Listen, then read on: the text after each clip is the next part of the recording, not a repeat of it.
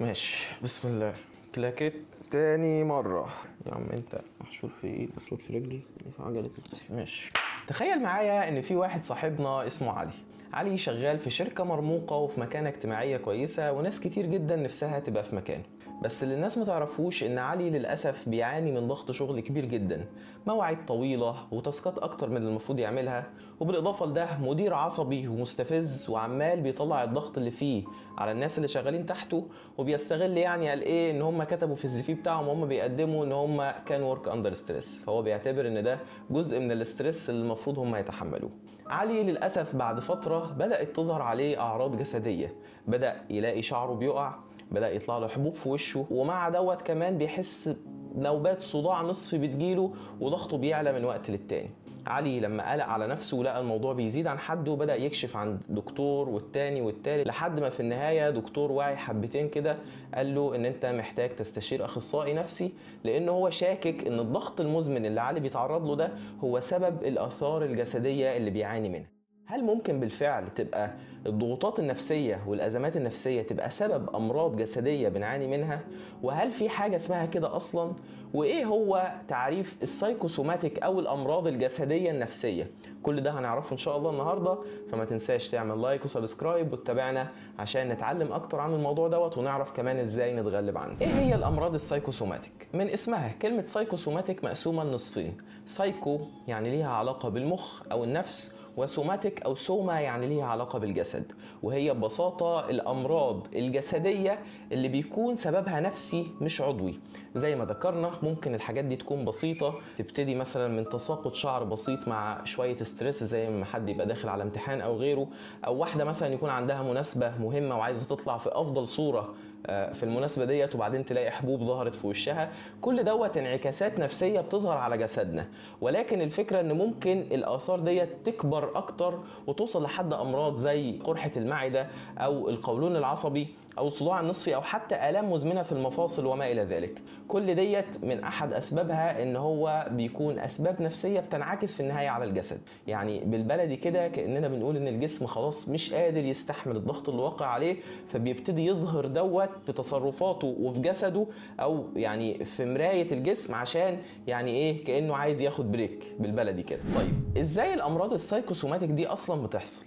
الحقيقة ان التفسير الدقيق لحاجة زي كده ممكن يكون صعب شوية، ولكن بشكل عام خلينا نفهم ان الجسم كله عبارة عن وحدة واحدة. يعني ما ينفعش نفصل المخ عن باقي الجسم ونقول ان النفسية مثلا مش متظبطة فبالتالي الجسم المفروض يبقى حالته كويسة لان هو ملهوش علاقة بالمخ والنفسية وما الى ذلك. الحقيقة ان ده مش صح خالص، لان اي ستريس او اي ضغوطات نفسية الانسان بيمر بيها هي بتعتبر كحالة طوارئ الجسم بيحاول ان هو يتغلب عليها ويتخطاها. جسمنا فيه ميزة مهمة جدا كنا اتكلمنا عنها قبل كده، وهي ان هو فيه تو مودز، حاجة اسمها باراسيمباثيك مود وحاجة اسمها سيمباثيك مود.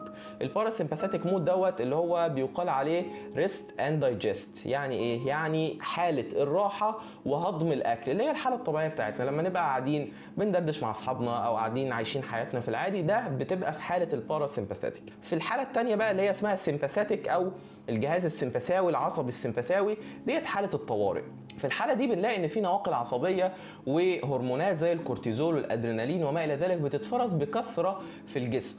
من ضمن الغدد اللي بتفرزها هي الغدة الكظرية او الفوق كلوية اللي هي الادرينال جلاند. الهرمونات والنواقل العصبية دي لما تنتشر بكثرة في الجسم بتحول الجسم من حالة الريست لحالة الطوارئ.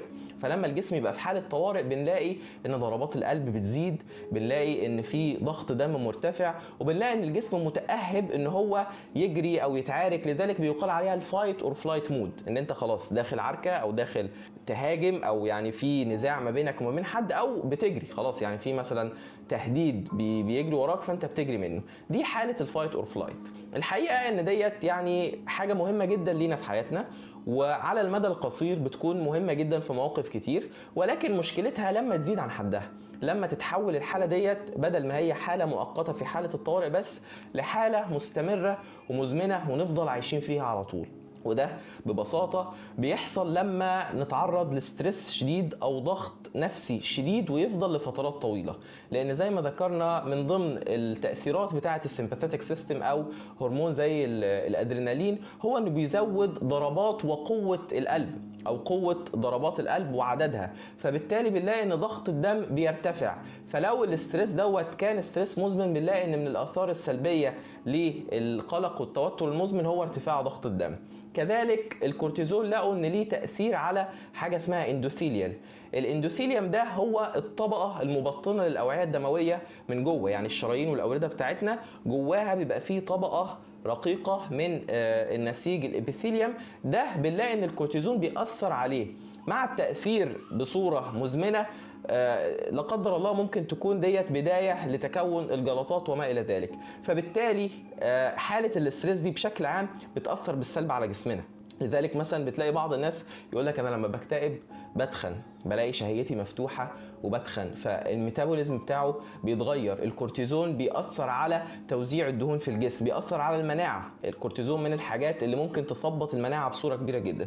فبالتالي التأثيرات ديت لما تكون مزمنه ممكن للاسف ينتج عنها امراض كتير، وهي ديت اللي بيقال عليها السايكوسوماتيك ديس اوردرز او الامراض الجسديه نفسيه. طيب دلوقتي نعمل ايه عشان نحاول نتفادى او نبعد عن لا قدر الله الامراض اللي احنا ذكرناها ديت او السايكوسوماتيك ديس اوردرز؟ الموضوع ببساطه محتاج منك وعي للمشكله. يعني رقم واحد ان انت تبقى فاهم سبب المشكله. الموضوع ببساطه هو ان انت لما تتعرض لستريس كتير انت قدامك حل من اتنين: يا اما تتعامل مع الاسترس ده ان هو واقع وان انت مش هتقدر تغير فيه، وان انت حياتك للاسف حياه سوداويه والظروف وحشه وما الى ذلك، وتغرق في الدوامه دي، فبالتالي نفسيتك وصحتك مش هتبقى كويسه بشكل عام. او تتعامل قدر المستطاع مع الظروف دي ان هي تحدي، وان انت بتحاول تتغلب على التحدي ده وتستعين قدر الامكان بكل الوسائل الممكنه عشان تحسن من وضعك، وعشان يعني يكون لك نظره ايجابيه في التحديات والظروف الواقعه عليك. الحاجه الثانيه او الترشيح الثاني اللي ممكن تعمله هو اننا يعني نحاول نتكلم مع الدوائر المحيطة بينا. يعني ايه؟ يعني لو عندك حد تثق بيه وانت حاسس ان انت عندك ضغط مزمن بتعاني منه مش عارف تهرب منه، مشاكل كتير بتحيطك من كل ناحية، حاول ان انت تتكلم مع الناس اللي بتثق فيها.